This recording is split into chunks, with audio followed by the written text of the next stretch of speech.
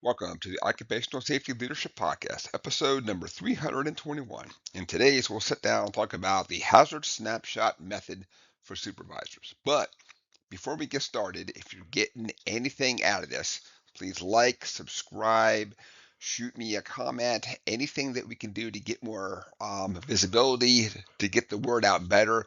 My goal is for everybody to be a better safety professional than I am. Doing everything I can to provide some lessons learned. I have done some things that are really dumb in hindsight. Sounded like a great idea when I was doing it. Nobody ever got hurt, but I also realized that time was spent, money was spent in this late endeavor. So anything we can do to make the workplace safer, have people have less occupational diseases, all that good stuff. That's exactly what my goal is. I want everybody to do a better job than I did at being a safety professional. So let's go ahead there and kick it off. We'll talk about the hazard snapshot method for supervisors. I've seen this used at a couple of different workplaces. I thought that it was pretty good. I'm never going to say perfect, of course, because anytime that safety is not your primary goal, and of course we like to think that supervisors, that the primary goal is safety for them, and in a perfect world, it really is. But I understand that safety is just one of many things these supervisors are juggling.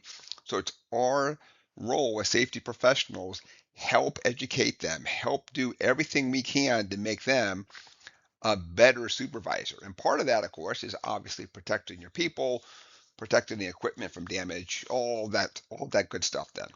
So in the hazard snapshot method, I've seen it used in a 30-second, 60-second, and a 90-second format. I'm not going to say there's like a one size fits all. To me, it seems better if you have a longer time, but I also understand that just like the word says, it literally is a snapshot. Just like we can sit down and we can test those emergency lights every single day. Well, at one point it just doesn't work. Well, how can it be? I tested it yesterday, So like like all things, you're seeing a snapshot here. And so in this method here, there's going to be 3 steps. And so part of these steps, the first step is the person's going to scan the work site. I know they come in different sizes, and some of them are outside and they're inside, and lots of different hazards. But the big thing they're looking for, of course, are the obvious hazards. Are the people safe? They want to look for the different tools, equipment, working conditions. Is it going to be outside in the rain and the snow and or the heat and things? So we want to look for all these really obvious hazards up front. Step 2, we want to assess. We want to sit down and say we now have a potential exposure and severity, and how likely is it that somebody is going to face severe harm then?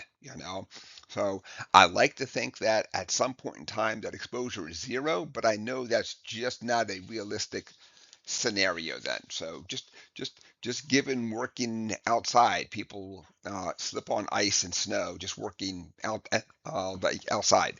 So at times I know it's just not a likely scenario that we can say that it's going to be 100% 0 then. Step 3, we're going to sit down and we're going to act on what we find. Some things we're going to fix, some things we're going to control. So we're going to do a better job than what we have currently. So we're controlling what the issue is. And in some cases, of course, it is not acceptable what the supervisor finds. And so it's going to be a stop. We're stopping everything. We're going to sit down and say, following things are done, now that it's safe, we go right back to working again then afterwards. So, and I know for supervisors that's hard because of course they're obviously focused on a lot of things, but just to sit down, spend those 30, 60, or 90 seconds. So, and part of it, of course, is that as a supervisor, you will probably visit that, we'll call it that area. You're in the factory, you're in the chemical lab, so we'll call it the area. You're going to end up visiting that probably multiple times a day.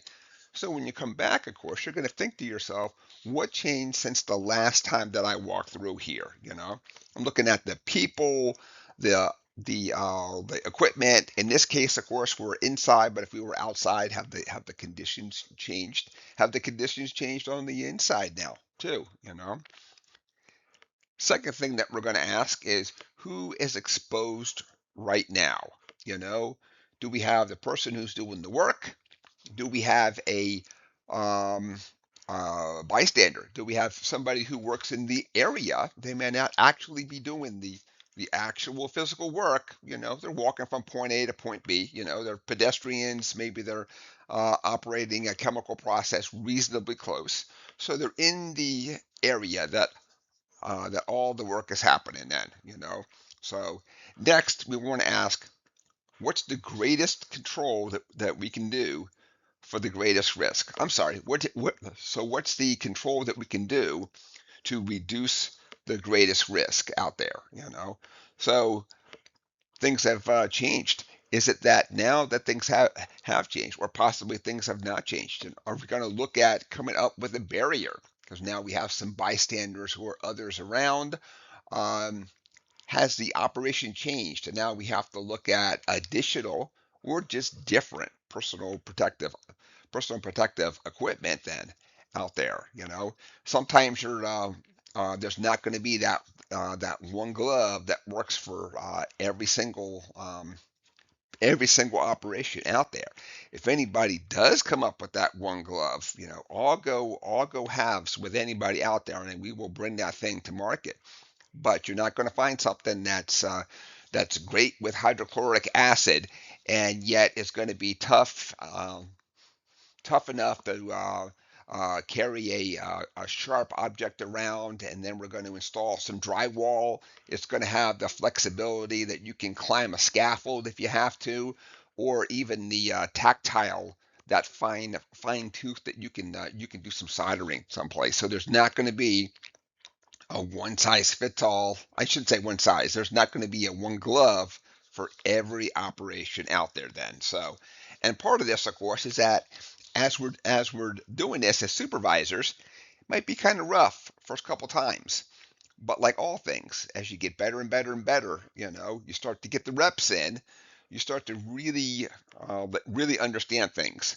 So at some point, you're training your eye, you're doing those observations so, and you're going to think about things on the people side. Like, is PPE being used? Do I see some unusual behaviors?